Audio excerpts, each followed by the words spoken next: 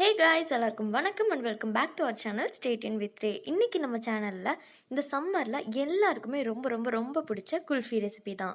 இந்த குல்ஃபி எப்படி செய்யறதுன்னு வாங்க பார்க்கலாம்.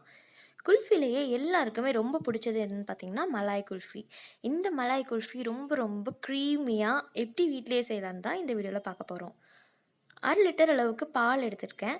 இந்த பாலை முக்கியமாக அகலமான பாத்திரத்தில் வச்சுக்கோங்க. அது அடிக்கனமாகவும் இருக்கிற மாதிரி பார்த்துக்கோங்க. ஸோ பால் அப்பப்போ கிண்டி விட்டுட்டே இருங்க, அடி பிடிக்காமல் இருக்கிறதுக்காக. முக்கியமாக மலாய் குல்ஃபிக்கு எப்போவுமே அகலமான பாத்திரம் எடுத்துக்கணும். ஏன்னு கேட்டிங்கன்னா பாலில் அப்போ தான் நல்லா ஆடை கட்டும். ஸோ இப்போ நான் பண்ணுற மாதிரி ஆடை கட்டும்போது சைடில் எடுத்து விடணும். ஸோ பால் பொங்கி வரும்போது அது கூடவே சேர்த்து அந்த ஆடையும் மிக்ஸ் பண்ணி விட்டுட்டே இருக்கணும்.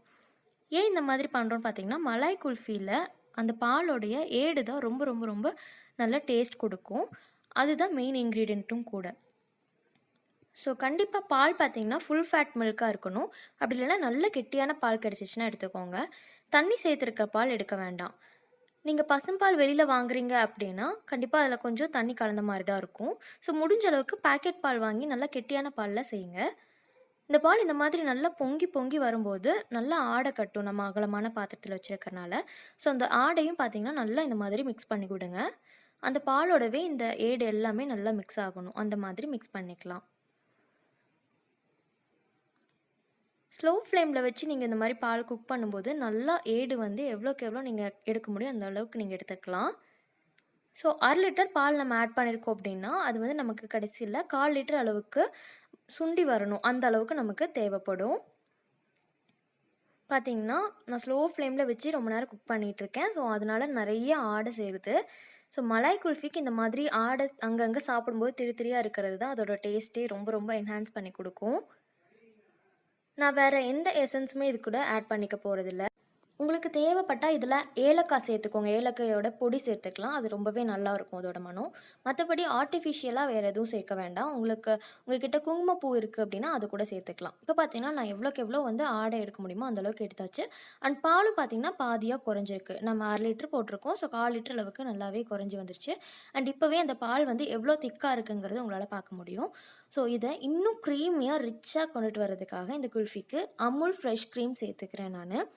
இந்த க்ரீம் சேர்க்கும்போது நமக்கு ரொம்பவே க்ரீமியாக இருக்கும். குல்ஃபி சாப்பிட்றதுக்கு செம்ம ரிச் டேஸ்ட்டாக இருக்கும். ஸோ இந்த க்ரீம் பார்த்திங்கன்னா ஒரு 3 டேபிள் ஸ்பூன் அளவுக்கு சேர்த்துக்கலாம். அதாவது கிட்டத்தட்ட ஒரு 1/4 கப் அளவுக்கு சேர்த்துக்கலாம். இப்போ பால் பார்த்திங்கன்னா நமக்கு குறைஞ்சி ஒரு 200லேருந்து 250 ml அளவுக்கு பால் இருக்கும்.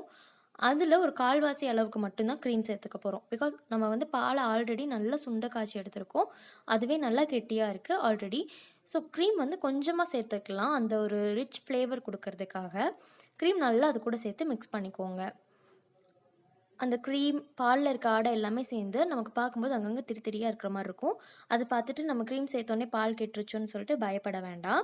நம்ம அந்த ஆடையெல்லாம் மிக்ஸ் பண்ணி விட்ருக்கறனால அந்த மாதிரி தான் இருக்கும்.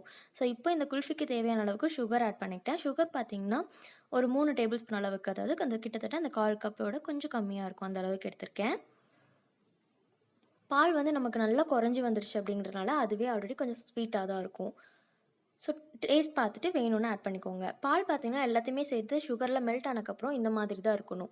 இந்த மாதிரி எடுத்து பார்த்திங்கன்னா நல்லா இந்த மாதிரி திரியாக ஆடையெல்லாம் நிற்கும். ஸோ இந்த மாதிரி இருக்கணும். இதுதான் கரெக்டான பதம். இதை நீங்கள் மிக்சியில் எதுலேயுமே போட்டு எதுவுமே பிளெண்ட் பண்ணிடவே வேண்டாம். நல்லா ஸ்டவ் ஆஃப் பண்ணிடுங்க. ஒரு கொதி வந்தோடனே அது கொஞ்சமாக நல்லா ஆறின பின்னாடி குல்ஃபி மோடில் போட்டு ஒரு 7லேருந்து 8 மணி நேரம் போல் குறைஞ்சது ஃப்ரீசரில் வச்சு ஃப்ரீஸ் பண்ணி எடுத்துக்கோங்க. நீங்கள் ஓவர் நைட் வச்சிங்கன்னா ரொம்பவே பெட்டர். இல்லை பகலில் செஞ்சுருக்கீங்க அப்படின்னா 7 to 8 ஹவர்ஸ் கண்டிப்பாக ஃப்ரீசரில் வைக்கணும். அண்ட் நிறைய பேர் கேட்குறது என்னென்னா ஃப்ரீசரில் இவ்வளோ நேரம் வச்சும் ஃப்ரீஸ் ஆகலை அப்படின்னு சொல்கிறீங்க.